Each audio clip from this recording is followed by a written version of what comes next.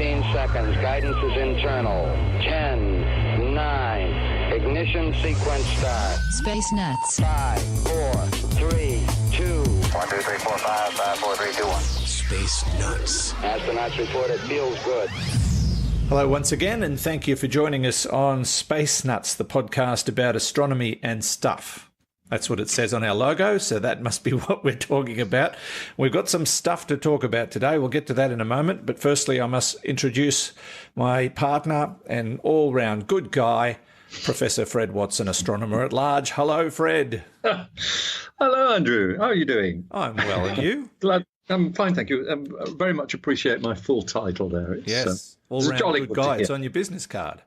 Actually, it's not, because I haven't got a new one yet. So I'm still running on the old one that says astronomer in charge. Yeah, and that ended like 20 years ago. No, well, it was actually only, it was last July. And it's certainly true that I could take this card and just change 4 letters and it would say astronomer at large.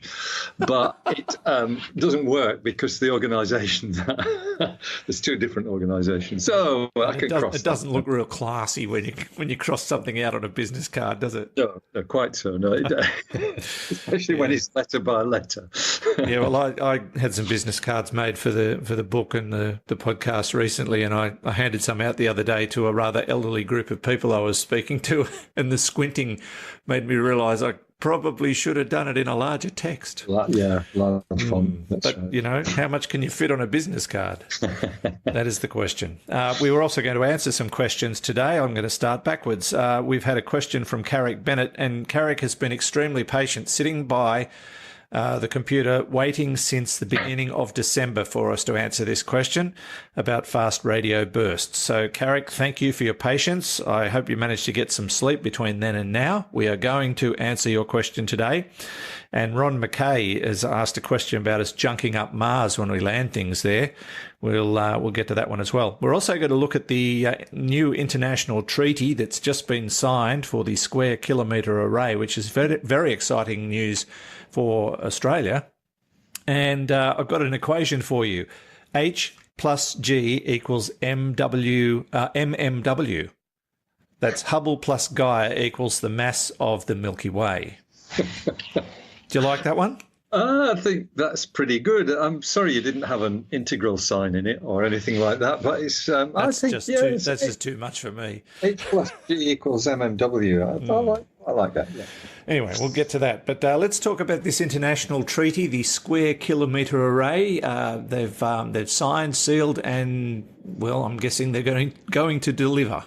Indeed, that's right. So this goes to, the story is about an event that took place in Rome, in fact, on the 12th of March, in which a number of dignitaries from the countries that are involved, and that includes Australia, signed the something called the SKA Observatory Convention. But it's a treaty, basically, an international treaty, which is a very great international stature. So SKA stands for Square Kilometer Array. It is the name of what will be the biggest radio telescope in the world when it's finished in probably the late 2020s. It's called SKA and Square Kilometer Array because it will have a radio collecting area of 1 million square meters, which is a square kilometer. And for the Americans who are listening that don't understand the metric system, that's about 5 yards. I think that's wrong. 1 million square. Yes, it's. I should be able to tell you what it is in acres, but I'm not going to do that. It's a lot, very large number of acres. So a square kilometer array. It's something that has been worked on for the better part of a decade, in fact longer, because both the main countries which will host the telescope, that's Australia and South Africa, although there are other countries involved, those 2 countries have both now got operating Pathfinder versions of the SKA. In Australia, it's called ASCAP, which is the Australian Square Kilometer Array Pathfinder. In South Africa, it's called Meerkat, which is a much more elegant name. Oh, I like that. Actually, we've got meerkats in Dubbo at our zoo. The zoo, that's right. They are so cute. Yeah, what's really cute about this name, Andrew, is the way it was derived, because meerkat is partly an acronym. So there was something called CAT, which was the Kourou Array Telescope, and that the SKA, of course, is an array. The South African version is in the Kourou, which is a high region, plateau region of South Africa. So CAT was the Kourou Array Telescope. But then the South African government said, well, we can give you more funding to increase the number. I think it was going to be about 30 dishes.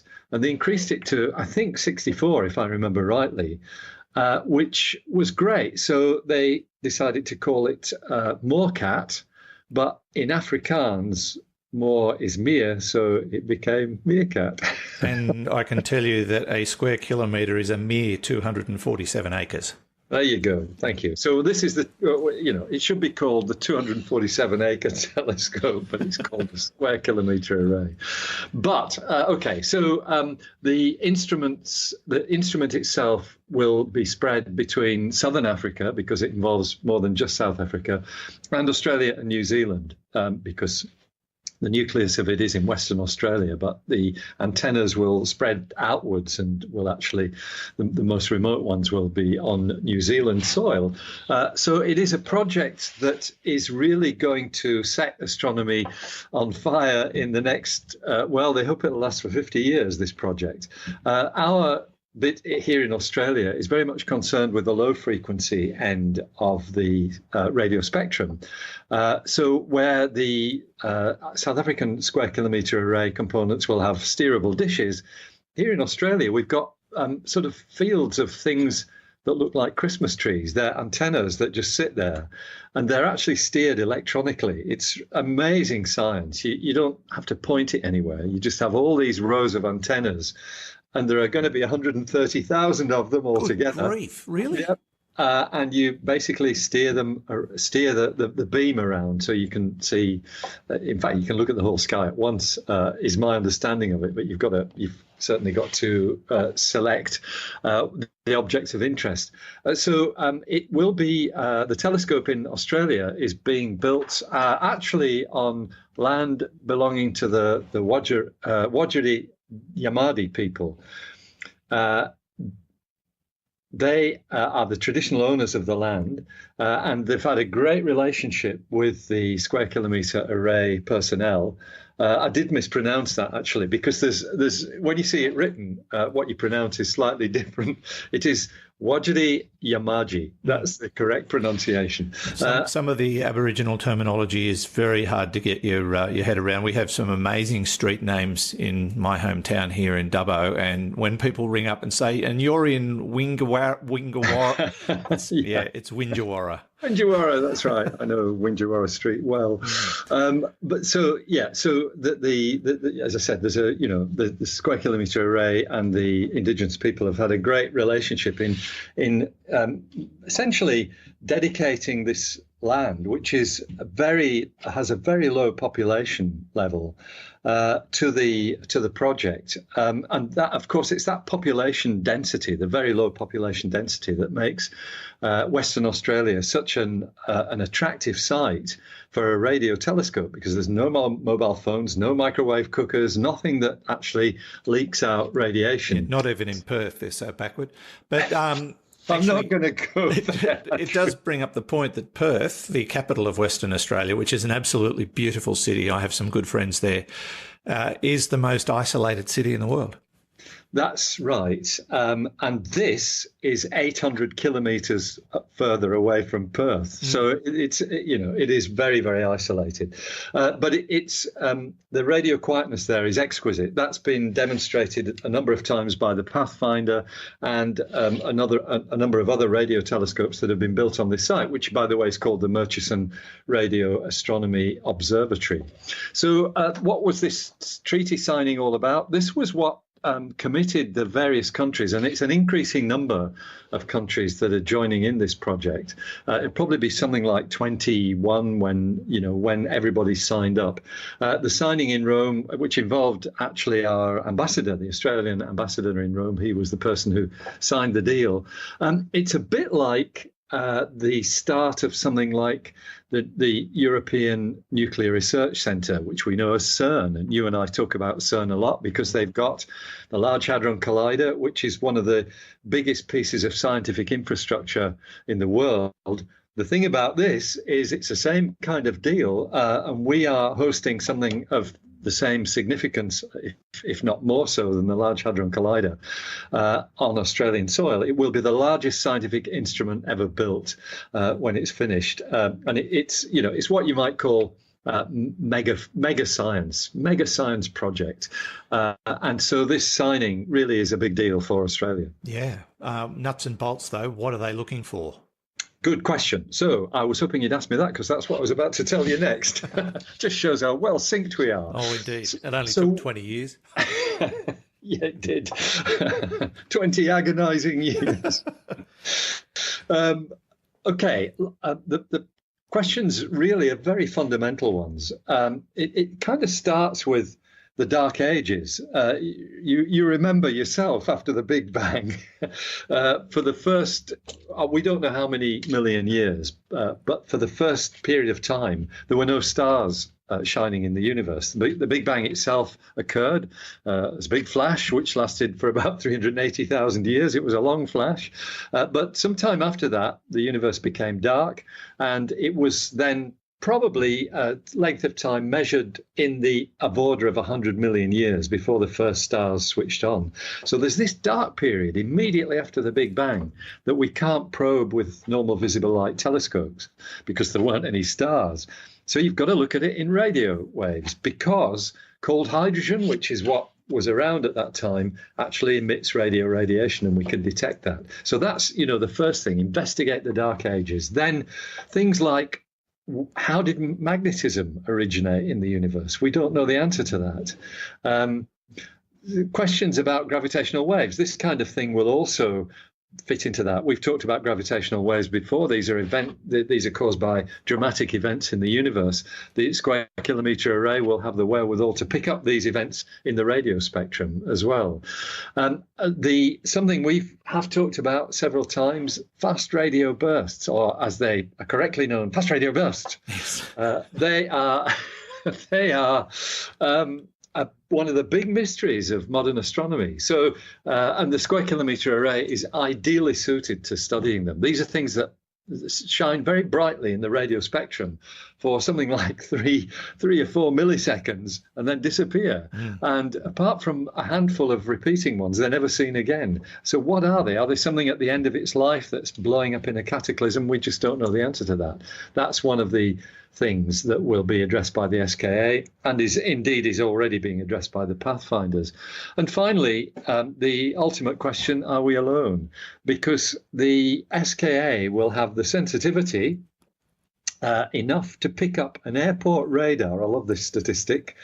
Pick up an airport radar at 50 light years. Wow. So there's a science fiction novel brewing in this story. I could see your brainwaves coming together on what Dunkley Mark II might be like. So it's a fantastic thing. It's got very strong support from the Australian government. They've invested already pretty heavily in the Square Kilometer Array, and will continue to do that. Okay. When will it be operational, do you think? So it's going to, like the kind of already in the sense of the Square Kilometer Array Pathfinder being operating, it will probably come on stream in various stages. One of the really interesting things is the amount of computing power you need, because that computing power doesn't exist at the moment. But it will do by the time they get there. So the estimate... They might have to make a quantum leap. Quantum leap is always good, especially if you can involve quantum physics. Yes. CSIRO, of course, is they run the Murchison Radio Astronomy Observatory. They will host the Square Kilometer Array telescope at Murchison. And the other thing I was going to mention is, and this goes back to your question, it's expected that something like $1 billion worth of construction contracts will start to be awarded for the SKA, and that will be from late next year, late 2020. We'll start seeing, throughout the world, invitations to contract on the manufacture of various parts of it. So it's fantastic stuff. It is. And really a good news story. Indeed. We'll watch with interest, and certainly when there's stuff to tell about stuff they find, we will tell it. It will be here on Space Nuts. Indeed. This is Space Nuts. You're with Andrew Dunkley and, of course, Fred Watson. 3, 2, 1. Space Nuts. Now, Fred, we turn our attention to something that actually prompted questions last time we spoke about this particular thing. But it looks like there's been a bit of a collaboration involving the Hubble Space Telescope and ESA's Gaia. And they're looking at the mass of the Milky Way. Now, the Milky Way is massive, but we're talking about the mass of rather than the massiveness, which is the same thing. Well, if you say so, yes. No, I'm just making this stuff up as I go along. No, it is. This is a marvellous collaboration between two of the finest orbiting telescopes, or space telescopes, the Hubble Space Telescope and the Gaia telescope, which is, as you said, European Space Agency. Gaia is what's called an astrometric spacecraft, and astrometry is the science of determining the positions of stars very, very accurately. In fact, I used to be an astrometrist back in the olden days when I did real astronomy, and we used to measure them then to, if you were lucky, about 1/2 of arc, and a second of arc, of course, is 1/3600th of a degree. It's the angle made by a dime or an Australian dollar or a British pound if you hold it up at That's 5 right. kilometers. Yeah, we've talked about that before. Yeah. So 5 kilometers away. So it's a small angle, but this Gaia instrument can measure to a millionth of that. Wow. So you've got very, very high accuracy positions of stars, and that's of great interest when you start thinking about the motions of stars in our Milky Way galaxy, because with this sensitivity, you've only got to observe a star 1 year and then a couple of years later, and you'll be able to detect that it's moved because you've got that exquisite accuracy there. So that's what Gaia does. And by combining the observations of the two telescopes, and in particular looking at the motion of things we call globular clusters. Globular clusters are globular clusters of stars. They're kind of approximately spherical. They contain up to 1 million stars. Actually, the bigger ones are of order 1 million stars. The biggest ones in the part of the galaxy we can see are Omega Centauri and 47 Tucani. They're both southern hemisphere objects, so we're graced with the biggest and best globular clusters in our skies here in the south. But the galaxy has something like 140, 150 of these things orbiting around it, and if you can detect the orbital motion of something like a globular cluster, and if they are at significant distances, as these things are, then that motion allows you to work out what is the mass of the object they're orbiting around. And of course, they're orbiting around our galaxy. And it's that sort of calculation that has led to this new definition of the mass of our galaxy. And they're going to do what they tend to do and compare it to our one star, the sun. We always do that. That's right. We talk in terms of solar masses.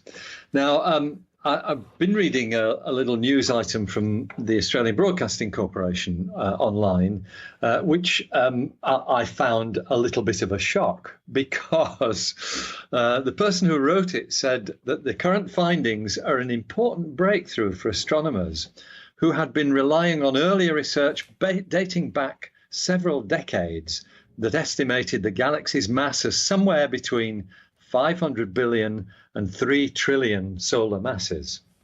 And the reason why that makes me prickle slightly is because I was part of a project about 5 or 6 years ago that got a much more accurate measurement than that. Oh. Because we, with something called RAVE, the Radial Velocity Experiment, which I was the project manager for, this was a survey of 500,000 stars with one of our telescopes at Siding Spring Observatory, the UK Schmidt telescope. We actually, one of the things we did was to weigh the galaxy. And our answer was 1.2 trillion times the mass of the sun. But that was the mass of our galaxy inside the radius of the sun. If you think of the sun orbiting the center of our galaxy, what we measured with our method was what's inside that. There is actually quite a lot outside as well. I think we modeled what was outside. So that 1.2 trillion solar masses was probably a bit of an underestimate. And that tallies with what this new result is, because the new answer that comes from Gaia and Hubble is 1.5 trillion solar masses. So we were just a little bit out. But yeah, so what is that? 1,500 billion times the mass of the sun. It's a lot. Now, it's not all stars, though, because you and I know, because we've talked about it many, many times before, that in a galaxy, the normal matter, which is stars and gas and dust, is outweighed 5 to 1 by dark matter. And that dark matter tends to form a halo of material around the center of our galaxy, in which the whole galaxy is embedded.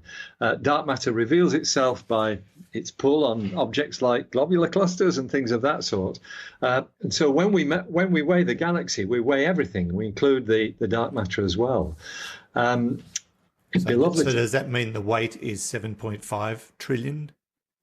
No, it means that 1.5 trillion solar masses includes the mass of the dark matter. So we estimate that there are something like 200 billion stars in the galaxy, and yeah, that tallies with earlier estimates. It is fantastic to get these ever more accurate measurements of the mass of galaxies. What we really need, though, is a breakthrough in the subatomic particle world that tells us what dark matter actually is, because at the moment we can only hypothesize that it is some massive subatomic particle whose nature is not yet known. Well, when they rip the plastic off the slightly larger Hadron Collider, or whatever the hell they're going to call it, they might solve that puzzle, and then we'll be able to go forward. We might do, that's right. It's called the FCC, by the way. Yes. Which is the Future Circular Collider. Okay, take your word for it. Yeah. Actually, the hardest part in all of this was balancing the scales between Gaia and Hubble, because, it's putting the whole galaxy on one side. on one set of scales is a very difficult task. It would be, that's right. I think your imagination is running right. You should be writing science fiction, Andrew. I have tried, but it remains to be seen whether or not it was a success. No, I think it was. I think it's already a success. Anyway, it's a great story, and it fits in with our understanding. Our galaxy is a fairly large galaxy. It's one that is, it's a mature and decent sized galaxy that really has, I think, implications for our knowledge of the wider mass of galaxies. The total range, it's really interesting. Decent galaxies are in the range of 1 billion to tens of trillions of times the mass of the sun. Ours is kind of in the middle. 1.5 trillion is it's a long way from the big end of the scale, but those big galaxies are very rare. Ours is among the commoner garden galaxies that exist in the universe 13.8 billion years after its creation. I think ours is a fairly decent one. It's not nothing to be ashamed of. Indeed. Well, we're here. We can't do anything about it. We can't move, so I know. We just have to take it as it comes. Take it as it comes, that's right. Yeah. All right, you're listening to Space Nuts, and Andrew Dunkley here, of course, and Fred Watson just over there. Over there. Okay, we checked all 4 systems and keying with a go. Space Nuts. Righto, Fred, time to tackle some questions, and we're sort of digging deep into the box because these ones ended up on the bottom, got all the other questions piled up on top, so we decided to go right down deep and pick a couple of had been somewhat overlooked, only because of my incredibly good filing system. But first one comes from Ron McKay. Hi, Ron. Thanks for your question. And it relates to landing a probe on Mars. What happens to the parachute after the lander is through with it? Does it just drift down to the Mars surface? I'm thinking there must be a plan to ensure it doesn't fall on the lander. Guess what, Ron? It's just pure luck. No, come on. My guess is they'd release it at a critical time. Yeah. So it kind of depends on what the final stages of the landing are. So, for example, for Curiosity, and I think Insight as well, I might be wrong there. Certainly with Curiosity, the lander was. When the touchdown occurred, it was a combination of different processes. So there's a re-entry, or sorry, not a re-entry, but an entry into Mars's atmosphere, which is at several kilometers per second. There's an aeroshell that acts as a brake that slows the thing down, and that's when the parachutes then kick in. So at very high altitude, the parachutes are used to lower the spacecraft down into the lower layers of the atmosphere. Now, with Curiosity, there was then this rocket-powered crane that basically took over from the parachute with downward-pointing rockets that hovered above the surface of Mars and laid down. It lowered down the lander onto the surface on cables. Really extraordinary stuff. Yes. That was the 7 minutes of terror bit that you might remember from 2012 when that landing occurred. So the parachute is jettisoned quite a long way from where the landing site is. Then there are other methods. I think the Opportunity and Spirit landers, I might be wrong here, but certainly landers have used this technique where you have it basically wrapped up in a thing like a beach ball, basically a bubble of sort of gas, an inflated protective barrier of some kind, whether it's a ring or a sphere or whatever.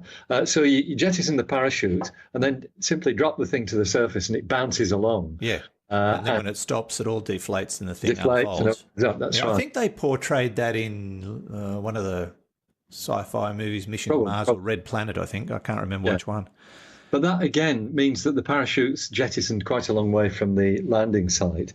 And certainly it's true, often these days, because there is a thing called Mars Reconnaissance Orbiter, which is equipped with HiRISE, which I think is the High Resolution Imaging Science Experiment.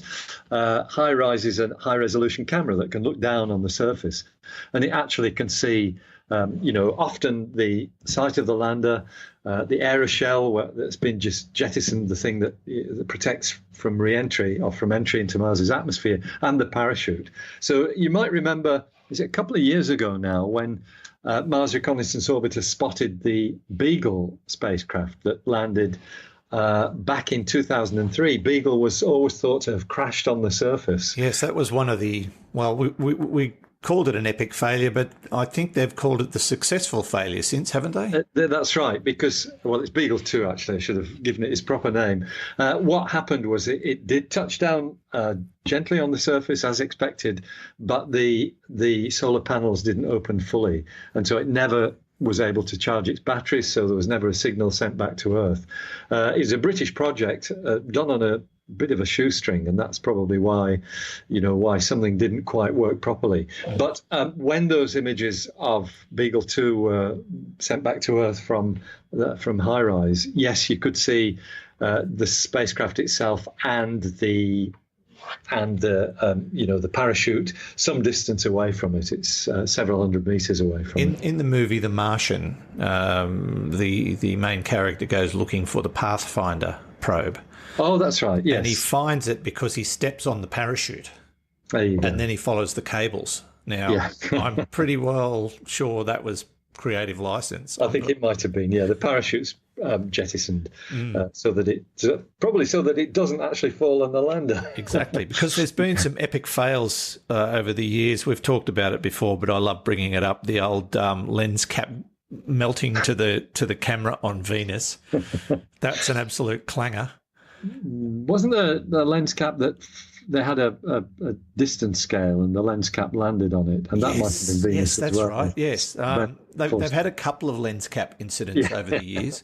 So that'll be lens caps. And then there's the poor old Russians who did their speed calculations incorrectly. So instead of getting to the moon, they smashed into it or something. Well, that wasn't one of the NASA Mars probes. Actually, they had half the crew were working kilometers, the other half in miles, and it wasn't quite like that. But reminds me of that old Swedish ship they built 500 years ago, and one team was using Amsterdam feet and the other was using Nordic feet or something, and when they set sail it fell over. Yep, it did indeed, in Stockholm Harbour. You can go and see it. It's a wonderful thing to see. Yeah, and of course losing stuff. We've got a long list of things getting lost in space, aside from the TV series, which has been revisited, believe it or not. They've made a new one of it. But, just stuff going up there and never to be seen again because they lose. And there was a recent one, wasn't there, where they just sort of sent it up there and then it stopped talking? Well, the thing you might be thinking of was Phobos Grunt, Phobos Grunt was a Russian spacecraft that was launched, I think, with a Chinese satellite. Grunt is just ground. It means it was meant to land on Phobos, and it didn't make it into. It made it into Earth orbit, and then the command to send it off to Mars didn't work or something, and it just stayed in Earth orbit, and eventually it came back down. That's the one I'm thinking of. Yeah. But in answer to Ron's question. We are just leaving this stuff lying around, basically. Yeah, trashing Mars. Yeah, but there are contingencies to make sure this stuff doesn't sort of land on the lander so that it gets stuck in its parachute. So all is well, we hope. Now, we're going to move on to another question. This one dates back to the 3rd of December, and so belated thank you to Carrick Bennett for sending this one in, and it's got to do with something we've already spoken about in this episode, and that's fast radio bursts. Hey guys, new to the podcast and loving it. Well, he's not new anymore, but was at the time. You might not be loving it anymore either. Maybe. I had a question about fast radio bursts. It had me thinking about fast spinning neutron stars, since the cones that are jutting out either side of the star emit so much energy. Could that energy be linked to fast radio bursts? It's a great question. And in fact, it's how fast radio bursts were discovered, because astronomers were looking for, I think it was Dr. Lorimer, was it? Is that right? Maybe not. Anyway, it was scientists who were trolling through data from the Parkes radio telescope, looking for exactly what Carrick has suggested, the neutron stars. Neutron stars are fast-spinning stars which emit beams from their poles, north and south magnetic poles, and they act like lighthouse beams. If you're kind of in one of those, if it passes across you, you get these flashes of radio energy, and in fact light too sometimes. So that's what the guys were looking for in the Parkes radio data, but they instead found things that just do it once. One flash, and very bright, much brighter than your average neutron star, and kind of very short-lived as well, of the order of 2 or 3 thousandths of a second, very, very fast. So there may well be a relationship between the two, but it's more likely that the fast radio bursts are of a different cause because they're much more energetic. Most of them are one-offs. There is one very well-studied one that repeats. And I was talking to one of my colleagues last week, Stuart Ryder, who was telling me that there's news now of this is just a suspicion. There might be half a dozen others as well that repeat. And so, but there are far more of them that just do a one-off burst. So whatever they are, it seems that there might be two different kinds of objects here.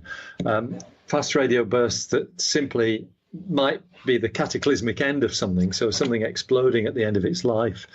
But the ones that repeat clearly can't be that, because you can't have the end of your life every fortnight or whatever it is that they do.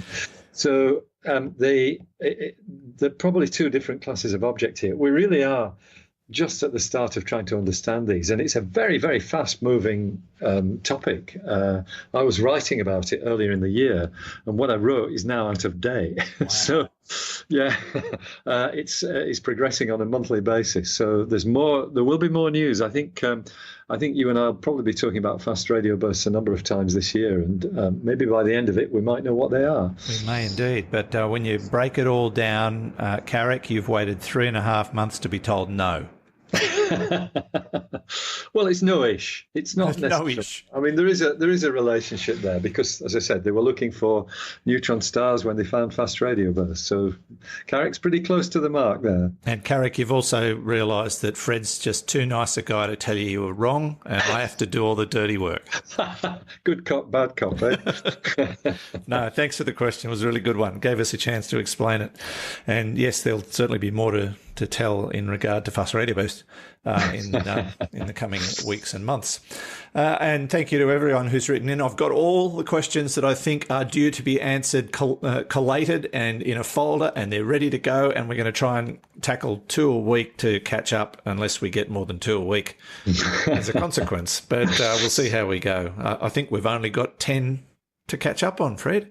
But we're fast coming up on episode 150, so we might do 15 questions in that one. I think we probably will. Or 150 questions with one-word answers. Might be the way to go. And thank you, as always, Fred. It's great fun and a great pleasure.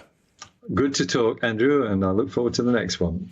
Fred Watson, astronomer at large. And from me, Andrew Dunkley, thanks for listening. We'll catch you again next time on Space Nuts. Space Nuts. You've been listening to the Space Nuts podcast. Mission complete, Houston. Subscribe to the full podcast on iTunes and Stitcher or your favourite podcast distributor.